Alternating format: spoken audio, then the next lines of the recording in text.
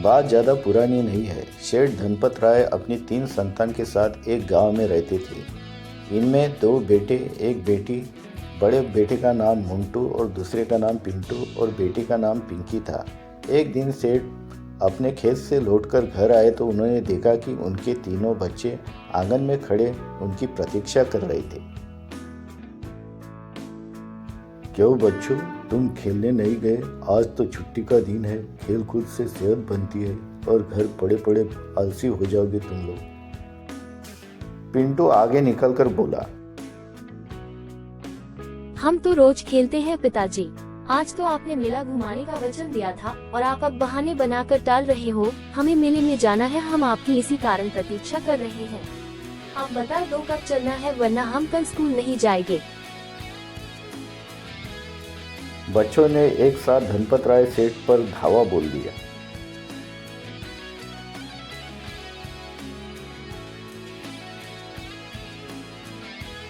सेठ धनपत राय कुछ देर सोच में डूब गए। कल मैंने 3 लड़कों को मेले में घुमाने का आश्वासन दिया था। अगर मुकर गया तो बच्चों का दिल टूट जाएगा।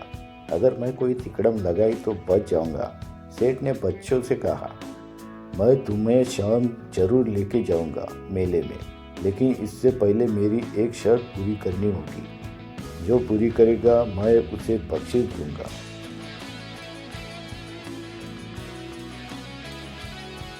पिताजी, ये चालाकी काम नहीं आएगी। आपको हमें मेले में ले जाना होगा, अन्यथा हम भूख हड़ताल पे चले जाएंगे।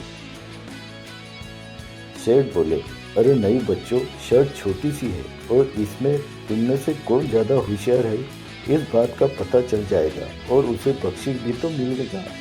वैसे भी हम शाम को मेले में चल ही रहे हैं। मैं जानना चाहता हूँ कि मेरे तीनों लड़कों में से कौन ज़्यादा होशियार है और कौन अपनी परीक्षा पे पास हो जाएगा।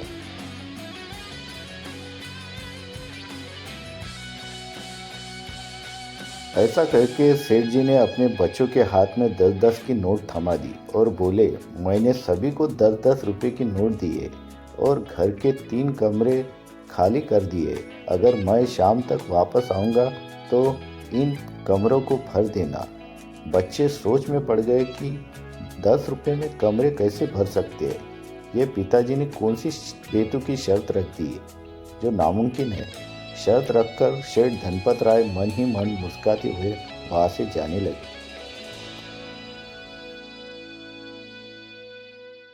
बच्चे अपने पिता की तरफ हैरतमंद निगाह से देख रहे थे।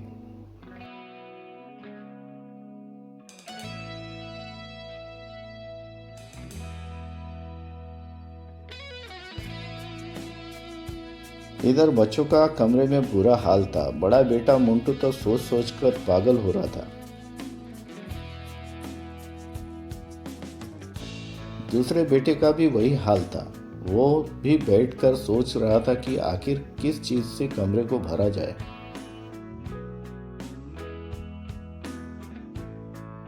छोटी बेटी भी परेशान थी। वो पिता की बातों को ध्यान से समझने की कोशिश कर रही थी। शाम को धनपत राय लौटे और सर्वप्रथम बड़े बेटे के कमरे में गए तो उन्होंने देखा कि बड़ा बेटे का कमरा चिप्स पैकेट से भरा था। वो चिप्स और कोल्ड ड्रिंक पीकर सोया हुआ था। दूसरे बेटे के कमरे में गए तो पूरा कमरा घास के गट्टों से भरा पड़ा था। यह देख सेठ को आश्चर्य हुआ।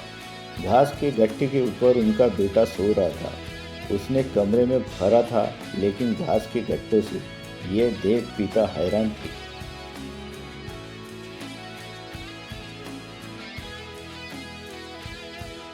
पिता आखिरकार अपनी बेटी के कमरे में पहुंचे, जहां से अगरबत्ती की खुशबू और मधुर भजन सुनाई दिए थे। पिताजी ने देखा कि पुत्री ने पूरे कमरे को खुशबू से और पवित्र भजन की आवाज़ से भर दिया। उसने पिता द्वारा दिए पैसे का सही इस्तेमाल किया। धनपत राय बेहद खुश हुए।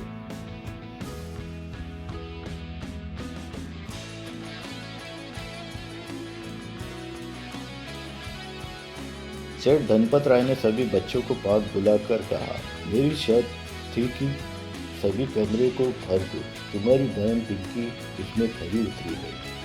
कमरे को आप किसी भी चीज से नहीं बल्कि आनंद और खुशबू से भर सकते हो। जो तुम्हारी बहन ने किया है।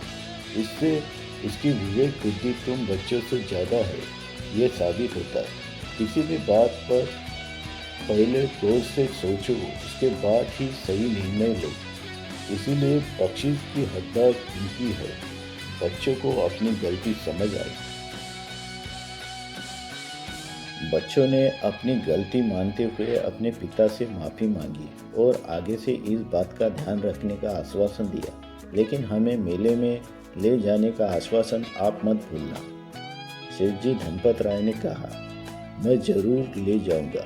पिता के लिए सारे बच्चे एक समान होते हैं, चाहे वो कामयाब हो या नाकामयाब। मैं तो तुम्हारी परीक्षा तुम्हारी होशियारी परखने के लिए लिया थी।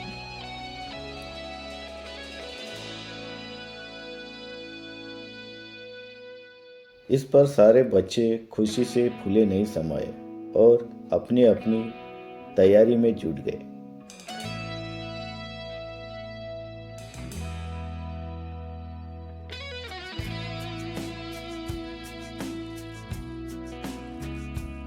फिर वादे के मुताबिक धनपत राय ने सभी बच्चों को मेले की सैर कराने लेके गए।